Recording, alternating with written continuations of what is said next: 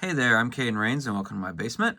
Today we're looking at a Sonic figure, the first one in a little while, once again from Jakks Pacific, and this one being Metal Virus Sonic from the comic collection, which has all of 2 figures right now, and they're both based off the IDW series. This one being the first, Metal Sonic, who at first was hard to get, and then when Walmart's decided to start marking down a bunch of the Sega figures, I suddenly saw a bunch of him just pop up. The second figure is Tangle the Lemur, and I don't know if she's even considered technically out. She appeared in a couple stores in Canada, and evidently has started popping up in Ross's on the west side of the US, and I'm looking for her. I enjoy the IDW comics, so I want her and the prototype. Well, I don't want the prototype figure. There's a prototype figure of Whisper that also leaked. So I have no idea what's going to happen with this line since it's sort of connected to the Sega line that Walmart is the sole distributor of, at least primary. And, that evidently wasn't selling too well because they had to mark a bunch of them down. Like, a lot. Some of them I saw going for like $2. But if you find that Tangle figure and want to sell her to me at a non-stupid scalper price, let me know down below. For now, though, let's look at Metal Virus Sonic, what he looks like out of the packaging, what his accessory there has got going on, and then find a place for him on the shelf. All right? All right. So here is Metal Virus Sonic out of the packaging along with Froggy, which is kind of funny that he comes with Froggy because not even the cat figure came with a Froggy, and now here he is in this spin-off line, technically. If you're not familiar with Metal Virus Sonic or the IDW series, the Metal Virus was a very long arc in the comics where Eggman and his assistant at the time basically created a liquid virus that turned people into zombots. So they'd get covered in a metallic sheen like this, and the only reason Sonic was able to fight it was because his speed burned it off, but not completely. And the biggest complaint most people have with that arc is that it just went on for a really long time. And, I kind of agree with them, but I liked it overall. So I'm not going to fight too much about it. So that's why he's covered in silver, and that's also why Froggy, who was also infected, a lot of characters were infected over the course of the series or arc, but that's why Froggy also has a metallic sheen to him, and his eyes are like that. So I'm hoping we get a normal Froggy at some point. It is neat that we got one, and at least they have the mold now. But there it is. As far as Sonic goes, now he's got a different expression than some of the other Sonic figures. We haven't looked at too many on this channel because I've mostly done the villains up till now, but I have a place for him before I get to the other Sonic stuff, so I was going to go ahead and do him now. But as far as his expression, it kind of, depending on how you're looking at it, he kind of looks, cocky here, but if you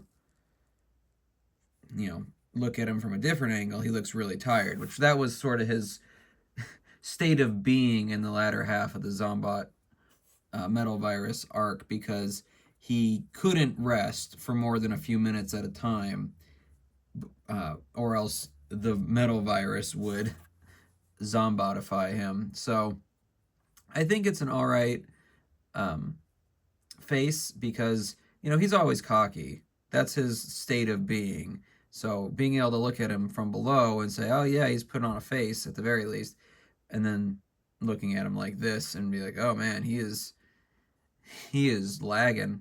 And he was lagging towards the end of that run. It took the Chaos Emeralds and Silver and some other shenanigans to get him out of that.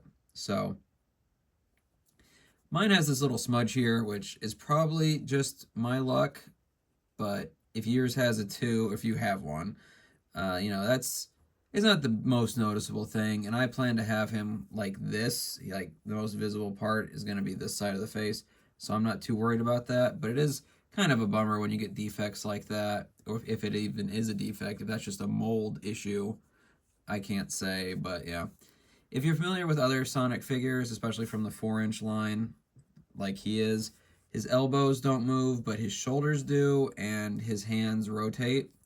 His legs have a little bit more maneuverability with the knees, but because of his socks and shoes, his feet can only go side to side. It's still not terrible. Like we looked at much less maneuverable figures recently, from Marge to Slappy.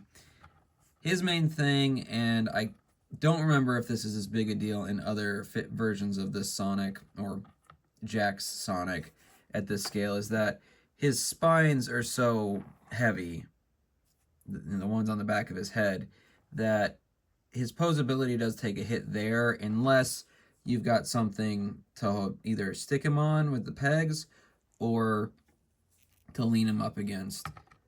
I know the other Sonic I have, that's the scale. He's the one, he came with, I believe, the skateboard, either the skateboard or the snowboard, and I usually use that to help him keep a pose, because if memory serves, this is not an uncommon issue. We didn't see that much with some of the other villains we looked at, notably because a lot of them were 5-inch scale, or they just didn't have a huge chunk of their mass being on the back of their head.